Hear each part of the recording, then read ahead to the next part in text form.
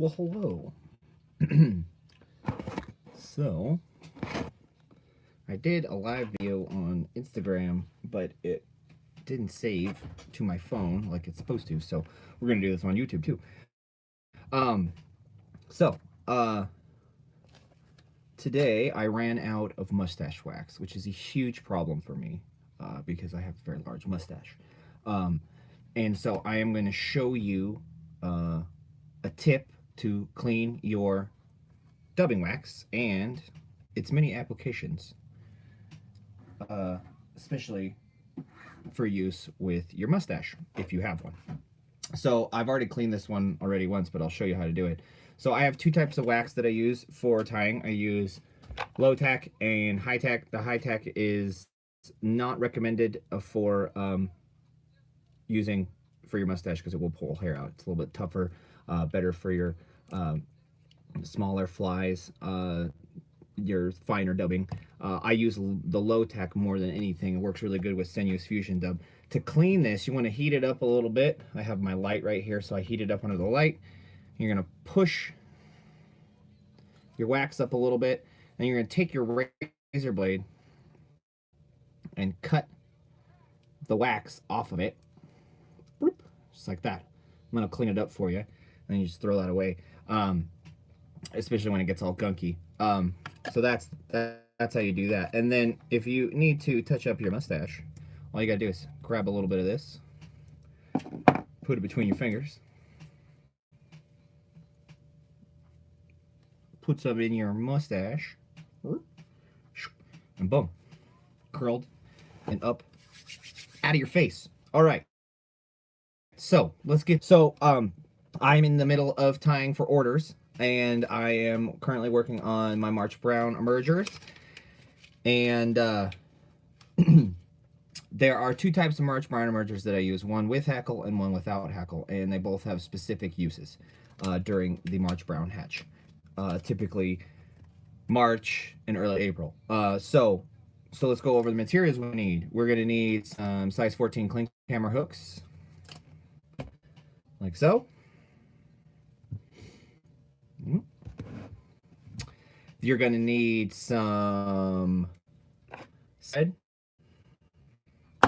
You're going to need some shuck material, and you can use lots of different things for shuck material. I am using Antron yarn in brown for my shuck. You're going to need some CDC, and I use the Tufts, use a regular old CDC feather for this fly. Works the same way. And you're going to need some Sinuous Fusion Dub, or any sort of brown color dubbing. I like the Sinuous. It's sparkly. It's got red, tan, and gold fibers mixed in with, so it gives a little color, a little flash. And then you're going to need some goose buyouts in brown. To get started, you're gonna lay your thread base down. Whoa. Yes. Like so. I like tie, and it's very effective. So the first one we're gonna do is the no hackle version. So you're gonna work your thread all the way to the back, and then you're gonna bring your thread forward to about 3/4 of the way up the fly. And you're gonna take your shuck material and you're gonna cut off a portion of it, and this Antron yarn, you're just gonna split that portion because that should be good enough for your shuck, like so. And you're gonna V that on, like that, down, a couple of thread wraps to make sure it's not gonna shift on you, and then hold that out and work your thread back so that your shuck lays down right out the back of the fly. And bring your thread back up towards the front of the hook. There we go. I'm going to just a little bit so that I have a base for my for my buyout to go on. And that should do. Nice little tapered body there. Bring my thread all the way to the back of the hook, and now you're ready for your buyout. Your buyout, maybe pull it off. All right, there we go. Now I'm gonna wet it, and I'm gonna tie it in tip first. All right. Bring my thread back up. You want to make sure that that biot is wet, or it could snap or break on you when you're turning it. All right, grab my hackle pliers, and I'm going to bring the biot forward.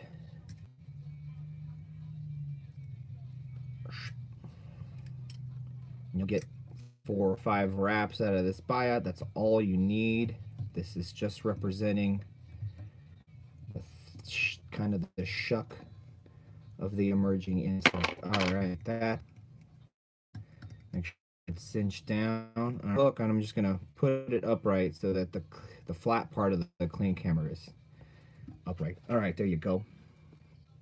Now you are ready for your CDC. So you're gonna take a CDC tuft, like so, or your CDC feather. Either way, you're gonna tie it in bottom first, like so. And you're gonna grab it and you're gonna pull the feather until to the tip of the feather, just like that, so it hangs out like that. Work my thread back so down. Yeah. Then you're gonna take your dubbing wax,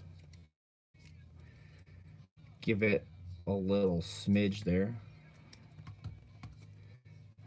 and then take your dubbing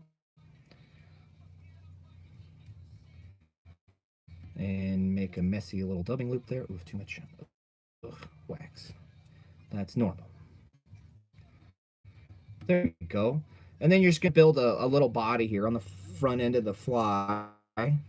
You'll CDC and give it a wrap behind. And then I'm just building my body up. Come here and ooh, too many wraps. Just give it just a dash more, just to make it neater. There we go. All right. And then you're almost done with this fly. And you're going to take the tail end of that CDC feather, you're going to bring it towards the front of the loop, like so, like that, right? And you're going to tie that butt end of that CDC feather in with a couple of wraps. Again, back. Put another. Clip the tag off. Good, or everything's cinched down. Grab your whip finish tool and tie it off. There we go. Clip your thread. Clip your shuck so that it's about the length of the eye. And then grab your head cement and give it a little dash to make sure that it doesn't come up to the fish. It hammers the crap out of it. There we go. And it's always better with the sound effects. Alrighty. So that is my emerging no hackle March brown. It's very quick and simple to tie. Now this fly is designed for fishing in the slow water at the beginning of typically in the first week or two, when the water temperature is still low and the air temperature is still low and fish are still slower because their metabolism is related to the water temperature, and the bugs hatch faster in the warmer weather and slower in the colder weather. So these the March browns take longer to hatch in the beginning of the hatch, so the fish will stage themselves in the slower below the riffles at the tail outs up in the boulders where there's slow seams, and they can easily pick off these emerging insects. Emergers are easier to eat than adults because they're struggling, they're vulnerable to being eaten. So when you see slurpers down at the tail outs in the slow water, that's what this one's for. If you try to throw this fly up in the faster water, if you see feeders eating out of the faster water, this fly is not going to do as well because it doesn't ride on the top of the water very well.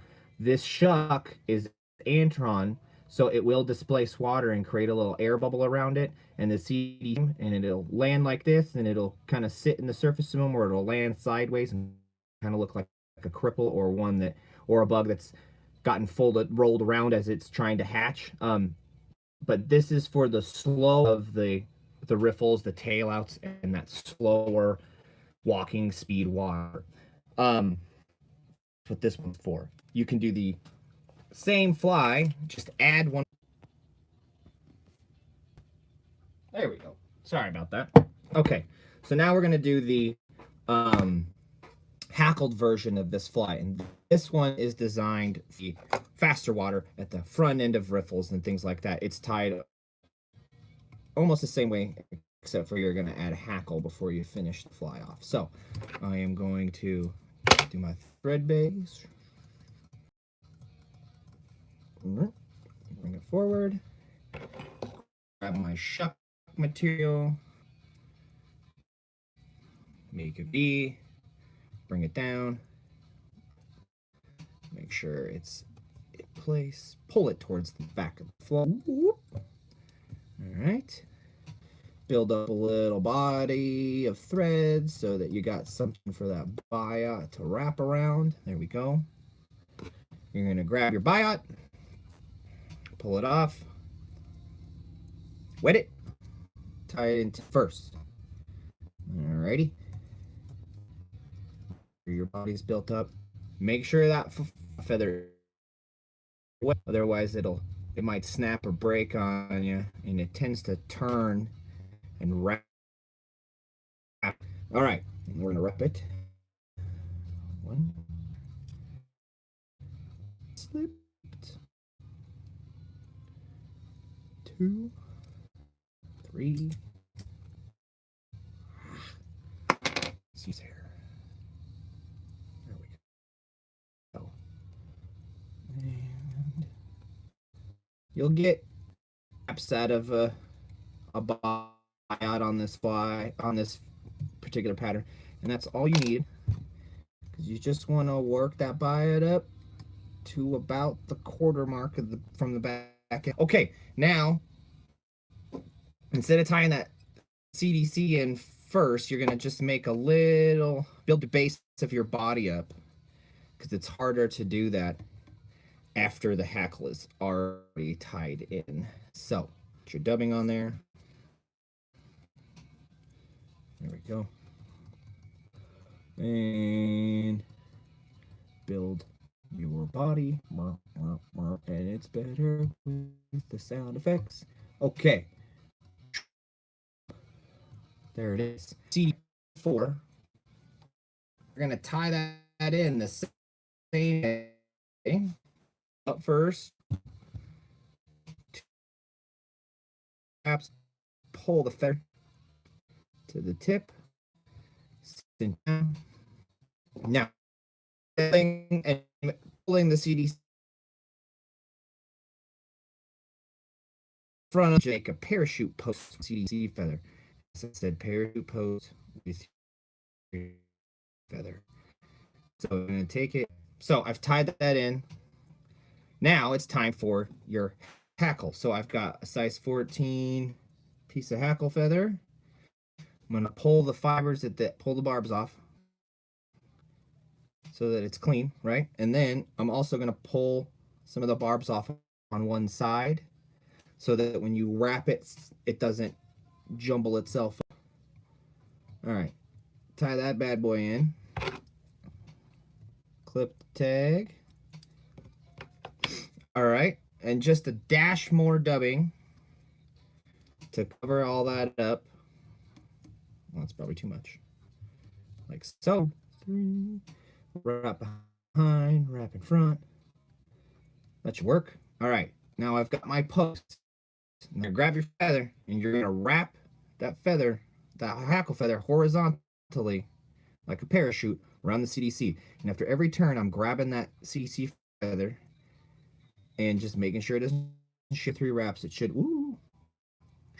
hold for you. Might just mean you need to start over. All right. And I like to really hackle these because it's designed to water. So you want a lot of hackle to get that fly to stay up in the surface. So there we go. Dozen wraps or so. I'm going to pull all those hackle fibers back out of the way. Cinch that bad boy down. clip the tag end. Maybe just a dash more of dubbing. That's why you do a nice light body before you put that. So you're gonna put more dubbing on there after bring it forward to the front of the hook, and you're done. Grab your whip fin. 1, 2, 3, 4, 5, 6, 7. And bam. And then grab your shuck, cut that to the body, cut any little fuzzies that are hanging out of the wrong spot there. There you go. So this cold version of my March Brown emerger, and I also tie this in the blue, just 2 sizes. See, there's the parachute post made out of the CDC, and then we've wrapped that hackle horizontally. Now this fly is designed for the faster water, so typically the last week or 2 of the hatch, when everything's a little bit warmer and things are happening a little bit faster, the fish will start moving up in the top ends of the riffle. First dibs on the bugs before they fly up off the river surface, because its wings dry out faster, they hatch quicker, so off they go. So that's what this one's thing that happens on the Yak and a lot of Western rivers is the March Brown hatch. You miss it a lot, and you get to use this version of this fly out usually the last week or 2 of the March Brown hatch, especially this last season. So I actually have a lot more luck with the non-hackle. The window to fish it on my home water has been better for the non-hackle version when the fish are still in the slower water, and then you've got for if you get the opportunity to fish it when it's a little warmer out. There you go. Those are the 2 flies I use, and again, I use this one more often than this one. This one, they both can be fished single, just buy them 4 or 5X, and then there work trailer fly behind, like 16 inches behind, like a squala dry or something like that. These flies work really well too. So they're kind of hard to see because they have their natural color. So it's usually using a bigger fly and using this as a trailer will be really helpful for that. But those are the 2 options that you have, and I am selling these. They're in my 72 pack. I can also do just a straight run of these. They're 280 fly. So there are some tips from Tamarack Trout about emergers and how to use your low-tack wax for your mustache wax. But there you go. There are my March Browns in both hackle and non-hackled versions. Hopefully that helps. I'm going to get cracking on the rest of the, and when we move on to pattern, we'll but there you go. Hopefully I hear in town, so he may be coming back doing some videos here. He's finally done and ready to get back on YouTube. So there you go. I'm getting back to it. Till next time, guys.